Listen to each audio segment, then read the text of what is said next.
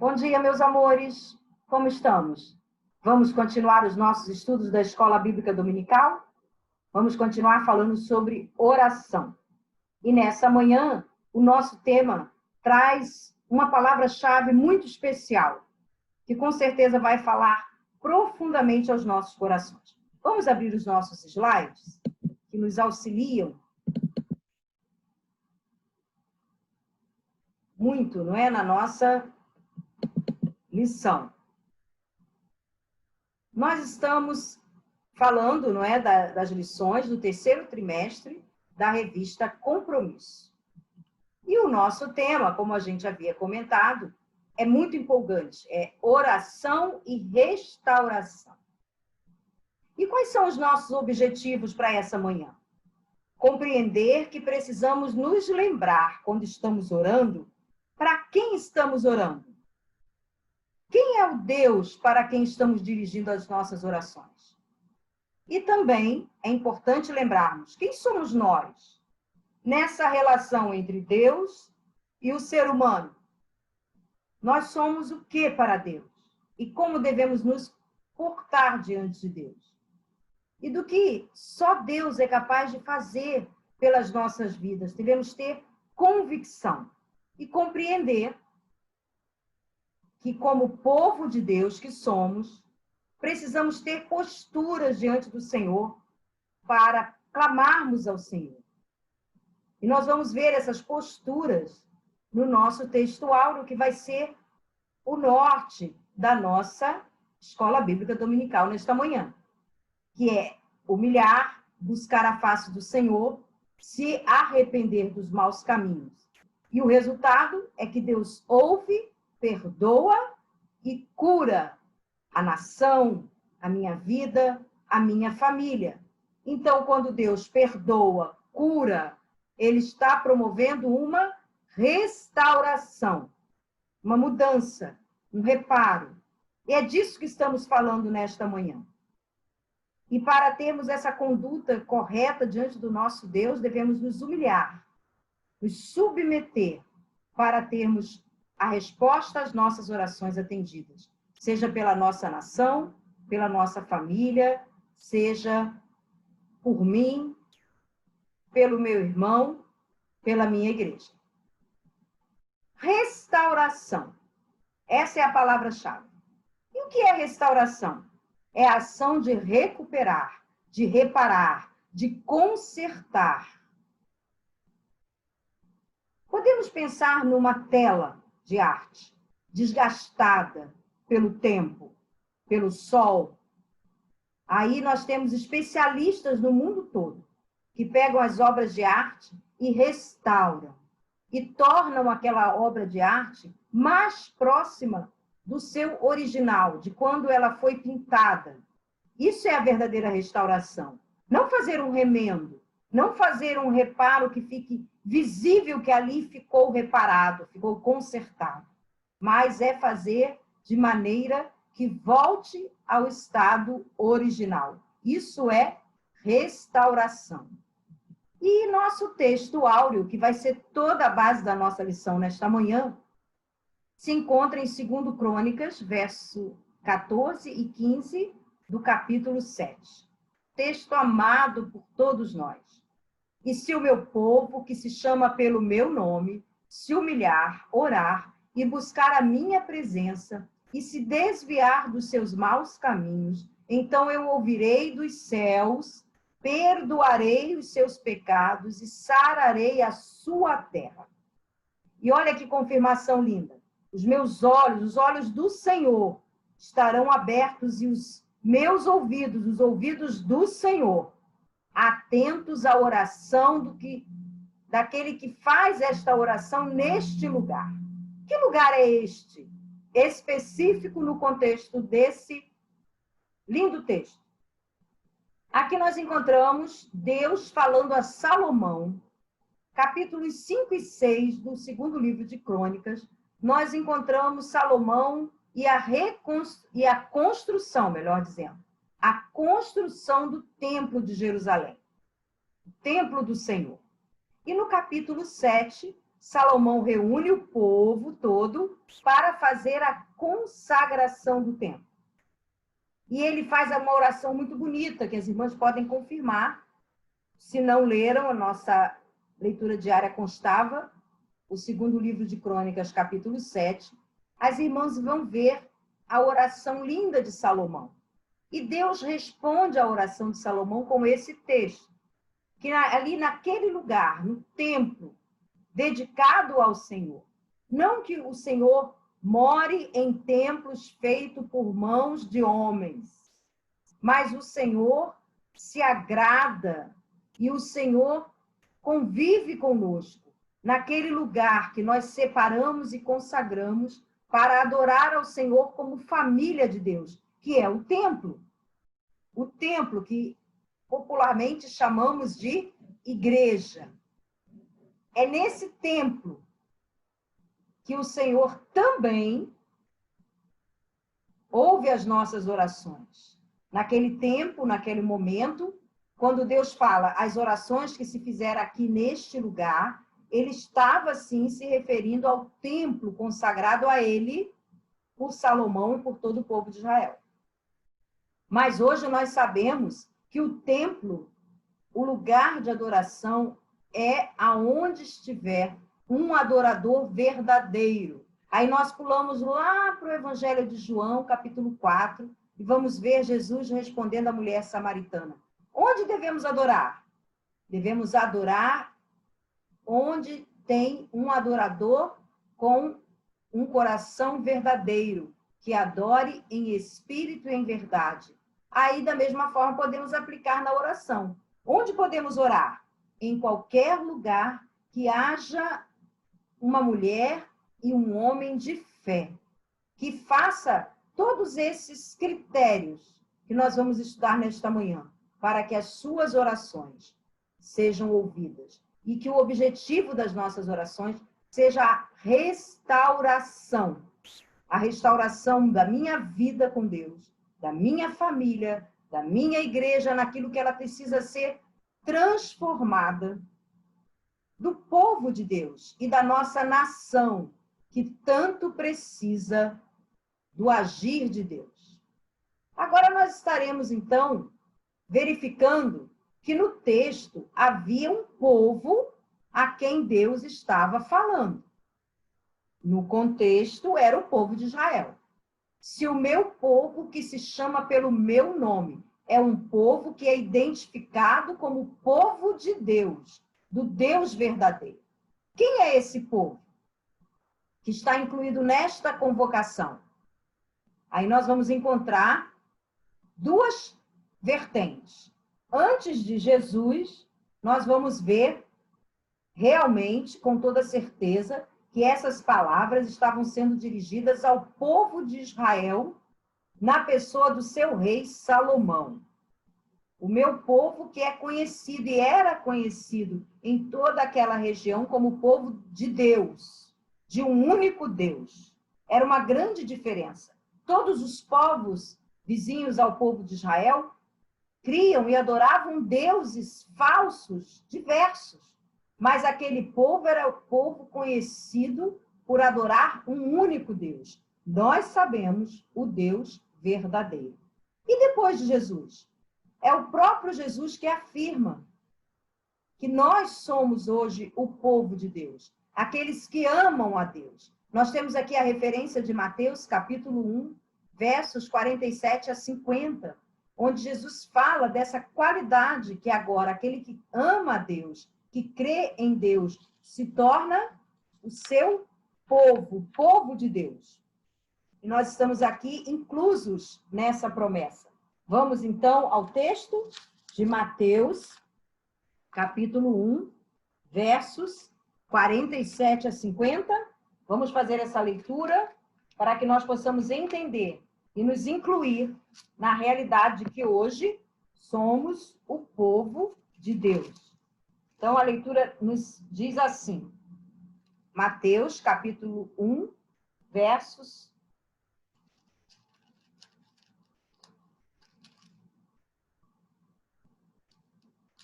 Nós temos aqui um equívoco, né? um equívoco bem grande da indicação. Não é Mateus capítulo 1, 47 a 50. É outro texto que as irmãs vão ter a paciência para deixar que eu faça essa reparação e a gente volte a esse texto em dado outro momento, tá? Mas o que esse texto diz é sobre aquele que é hoje povo de Deus, é aquele povo que ama e serve a Deus. E nós estamos inclusos nessa característica. E quais são as qualidades, as características, as atitudes, melhor dizendo, que nós podemos verificar nesse versículo tão conhecido, que foi a resposta de Deus à oração de Salomão? Deus falava a Salomão, feliz, Deus estava alegre, porque havia agora um lugar consagrado a ele. Não que ele fosse morar neste lugar, mas era uma forma do povo servi-lo, adorá-lo, como é hoje também para nós o templo da Segunda Igreja Batista em Porto Velho. Mas para nós orarmos ao nosso Deus e recebermos de Deus a restauração necessária em resposta às nossas orações, precisamos de algumas atitudes. E o versículo trata da nossa condição diante de Deus. Quem é Deus? É o Senhor. Quem somos nós? Servos. E como servos, devemos nos humilhar. Diz o texto, se meu povo se humilhar. E humilhar é saber que estamos buscando a resposta de Deus, não por nossa causa, não por nossas virtudes, mas pela bondade e pela vontade do nosso Deus. Então, a primeira atitude diante do Senhor é termos essa contrição e esta convicção de que estamos buscando em Deus, que é o nosso Senhor, a resposta às nossas vidas. Para isso, devemos nos humilhar, estarmos humildes diante do Senhor. E orar, e suplicar. E orar é pedir ajuda, como já vimos. Reconhecendo que só Deus pode atender às nossas orações. No tempo dele e na hora, da forma como ele quiser. E quais são? Nós já vimos várias lições sobre oração. Precisamos entender que orar é algo que devemos fazer por todas as coisas. Vamos dar um pulinho lá para o Novo Testamento?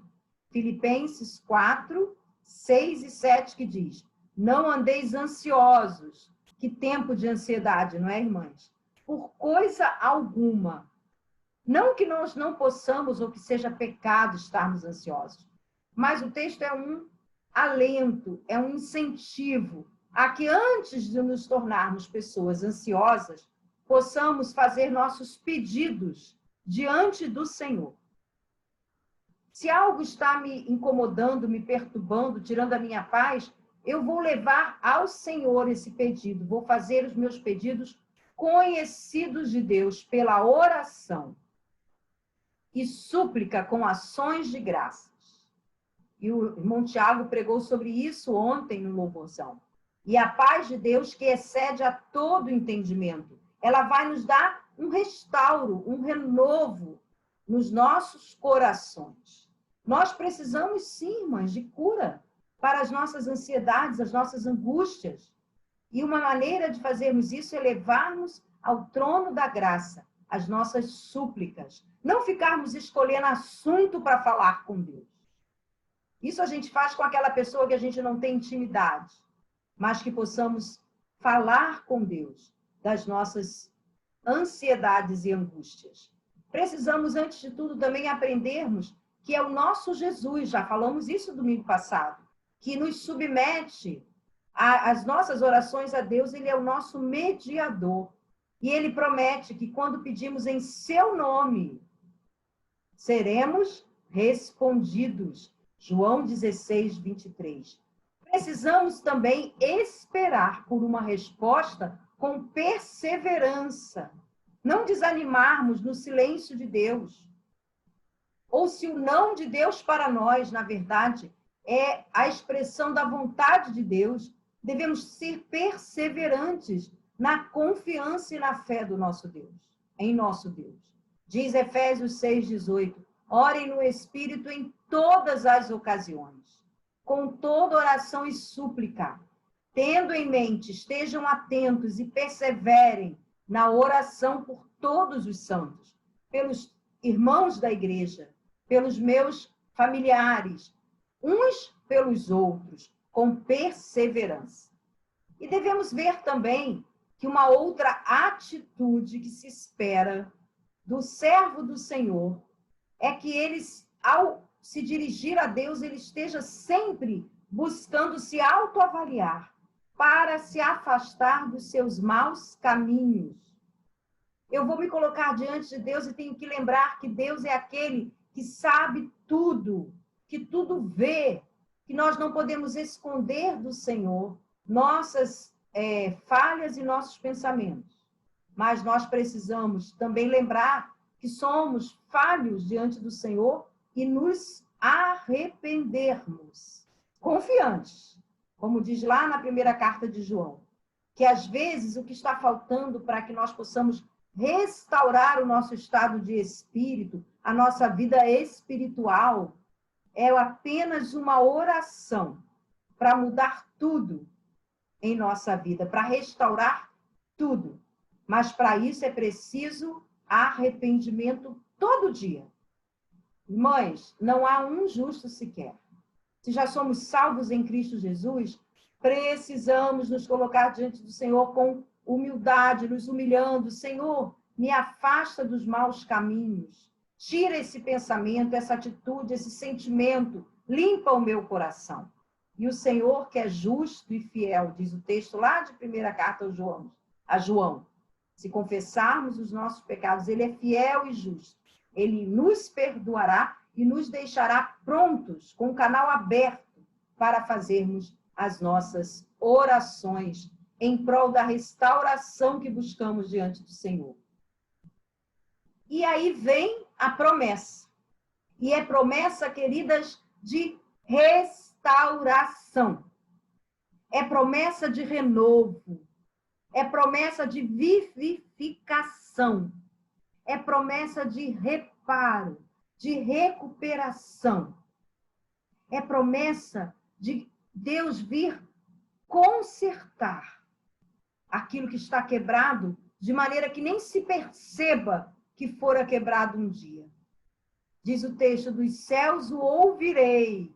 Ouvirei quem? O meu povo, que se identifica comigo, que carrega o meu nome, que se humilha diante de mim, que busca a minha face, que se arrepende dos seus maus caminhos, que persevera na oração, que me busca constantemente em oração.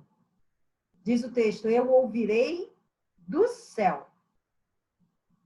Não que Deus esteja longe, não é isso. É uma maneira de dizer que Deus está nos ouvindo aonde quer que estejamos. Deus nos ouve, assim como o céu nos cobre. Se eu estiver aqui em Porto Velho, ou lá no Rio de Janeiro, ou em São Paulo, o mesmo céu estará me cobrindo. E se eu estiver orando ao Senhor, Deus estará me ouvindo onde quer que eu esteja. O texto diz, voltando, que ele ouve as orações que são feitas na sua casa, mas nós também somos a casa de Deus, e ele ouve as nossas orações. E o que é melhor? Se eu me voltei para o Senhor com humildade, arrependida dos maus caminhos, ele perdoa. E perdoar é o melhor curativo para restaurar as nossas dores e a nossa vida. Ele nos perdoa dos nossos pecados, aquilo que esteja por acaso me afastando, desagradando a Deus. E ele cura em todos os sentidos. Ele cura a mente, ele cura o coração de sentimentos ruins, ele cura a saúde física, ele cura e preserva a saúde, se for da sua vontade. E aí nós cantamos, se Deus fizer, ele é Deus, mas se ele não fizer, continua sendo Deus. Precisamos ter certeza que Deus nos ouve, perdoa, restaura, cura. Deus garante que nas nossas orações nós somos canais de bênçãos para que o nosso povo, nosso Brasil, para que os nossos amigos, a nossa família, a nossa igreja e nós mesmos sejamos alcançados pelo perdão, pela cura, que é restauração de Deus. Nós não ficaremos sem a resposta de Deus em meio a essa pandemia. Se houve perda, e nós sabemos que sim, irmãs perderam queridos, mas também se houve restauração da saúde, recuperação da saúde, sabemos que sim, irmãs em nosso meio tiveram a sua saúde recuperada. E tivemos também livramento. Quantas de nós já nos colocamos diante desse vírus e não fomos contaminadas, ou se fomos contaminadas, passamos com essa enfermidade quase que ilesos? Porque o nosso Deus é um Deus que restaura, que cura, no sentido tanto espiritual quanto até físico, as nossas enfermidades, sendo essa a sua vontade. Precisamos sempre lembrar quem é Deus. É o Senhor da vida. Precisamos lembrar que somos um povo que deve orar pela nossa nação. Deus sara esta nação, deve ser a nossa oração. Não do Covid, irmãos. Não do Covid, isso aí é uma fatalidade. É uma consequência da vida humana. A doença, a enfermidade. Isso podemos orar sim, devemos orar. Para a recuperação, para o livramento, para o restabelecimento da saúde. Mas o principal é que a saúde espiritual dessa nação, que está tão perdida, possa ser restaurada. E nós vamos agora lembrar de um homem especial, chamado Neemias, e de uma oração de restauração que esse homem fez para o seu Deus, para o nosso Deus. Se encontra no livro chamado Neemias, né? Capítulo 1, versos de 5 a 11. E nós vamos ler. Pega a sua Bíblia, faça essa leitura. Faça essa leitura aí na sua casa. E disse: Ah, Senhor, Deus dos céus, Deus grande e temível, que guardas a aliança e a misericórdia para com aqueles que te amam e guardam os teus mandamentos. Estejam, pois, atentos os teus ouvidos e os teus olhos abertos para acudires à oração do teu servo, que hoje faço na sua presença, dia e noite, pelos filhos de Israel, teus servos. E faço confissão pelos pecados dos filhos de Israel, os quais temos cometido contra ti, pois eu e a casa de meu pai pecamos. Temos procedido de todo corruptamente contra ti, e não temos guardado os seus mandamentos, nem os seus estatutos, nem os seus juízos. Lembra-te da palavra que ordenastes a Moisés, teu servo, dizendo: se transgredirdes, vos espalharei por entre os povos. Mas se vós vos converterdes a mim e guardardes os meus mandamentos e os cumprirdes, então, ainda que os vossos rejeitados estejam pelas extremidades do céu, de lá eu ajuntarei e trarei para o lugar que tenho escolhido, para ali fazer habitar o meu povo. Estes ainda são teus servos, o teu povo, que resgatastes do Egito com a tua mão poderosa. Ah, Senhor, estejam, pois, atentos os teus ouvidos à oração do teu servo e dos teus servos que te agradam, te temem e que louvam o teu nome. Concede que sejam bem-sucedidos hoje o teu servo e dá-lhe mercê perante este homem nesse tempo. Eu era copeiro do rei. Veja a oração, finalzinho ele se identifica. Qual era a sua função ali? Veja a oração de Neemias. E quem foi Neemias? Neemias foi apresentado no texto bíblico do livro que carrega o seu nome como filho de Acalias. Neemias nasceu no cativeiro babilônico. Nós vimos que o texto que serviu de texto áudio para a nossa lição nesta manhã foi um texto que Deus falou ao povo de Israel por ocasião da consagração do templo, feito por Salomão. O reinado de Salomão, vamos seguir aqui a cronologia, foi nos anos 950, 970, 950, até 931 antes de Cristo. Depois de Salomão, o povo de Deus, o reino de Israel, se dividiu em dois reinos. Ao sul, o reino de Judá, e ao norte, o reino de Israel. No ano 722 a.C., o reino do norte, o reino de Israel, por suas transgressões e falta de arrependimento, idolatria, foi totalmente dizimado, foi invadido pelo exército da Assíria, que promoveu a miscigenação e a destruição daquela parte do povo de Deus como nação. Aí nós temos o reino de Judá, que continua ao sul, cuja capital é a cidade de Jerusalém, e dentro de Jerusalém está o grande templo de Salomão.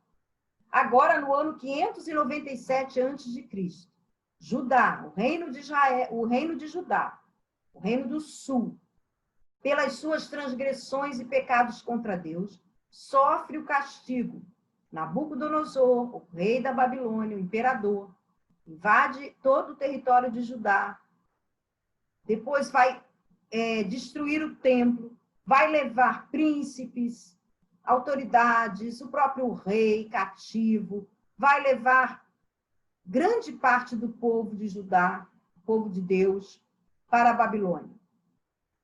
E lá na Babilônia, até o ano de 538 a.C., quando há a primeira volta do primeiro grupo que sai ali daquela região, onde acaba o cativeiro do povo de Judá, e o primeiro grupo volta com Zorobabel, depois um segundo grupo volta para Jerusalém com Esdras, e agora nós vamos encontrar Neemias, no ano 457 a.C., vivendo naquilo que era o Império Babilônico e agora dominado pelos persas. O rei Ciro, o primeiro rei persa, libertou o povo judeu do cativeiro. E voltaram aos poucos, como nós mencionamos. Neemias nasceu no cativeiro, mas ele era um homem reconhecido pela sua importância, porque ele era o copeiro do rei persa, agora o rei Artaxerxes, provavelmente o marido de Esther. Provavelmente. Alguns historiadores confirmam essa versão. Artaxerxes era um rei que tinha um ex-escravo, um judeu, como copeiro. O que fazia o copeiro? Servia o rei provando das bebidas para que, se tivesse envenenada, morre o copeiro, mas não morre o rei. Mas era uma relação de muita confiança com o monarca. E era essa a atividade de Neemias. E Neemias, em dado momento, recebe a visita do seu irmão Anani, possivelmente seu irmão, que, vindo de Judá, diz para Neemias que Jerusalém está destroçada, que os muros da cidade estão em ruínas, que as portas dos muros de Jerusalém estão queimadas. Isso era uma ofensa, era uma grande característica de um povo destruído, não ter seus muros que protegiam a cidade levantados. Mostrava a miséria que vivia o povo de Deus ali naquele tempo. Mesmo agora não mais cativos, mas voltaram para a sua terra e continuaram destroçados. Precisavam de restauro, de restauração. E aí nós encontramos a oração que lemos. A reação de Neemias foi lamentar, foi ficar atordoado, triste, mas ele se colocou diante do Senhor em humildade, jejuando e orando. E a súplica que lemos tem muitas características com o nosso textuário. Neemias começa a sua oração engrandecendo a Deus, reconhecendo quem é Deus. E na sua oração mostra a devida honra a esse Deus. E naquela oração ele demonstra reconhecer quem era ele e o povo a quem ele pertencia. Por saber da bondade de Deus, o Deus que ele amava, ele clama em sua oração. Ele confessa pecados do povo, mas também seus próprios pecados. Ele reconhece ser um povo pecador, um povo corrupto diante do Senhor, que não cumpre os ensinamentos do Senhor.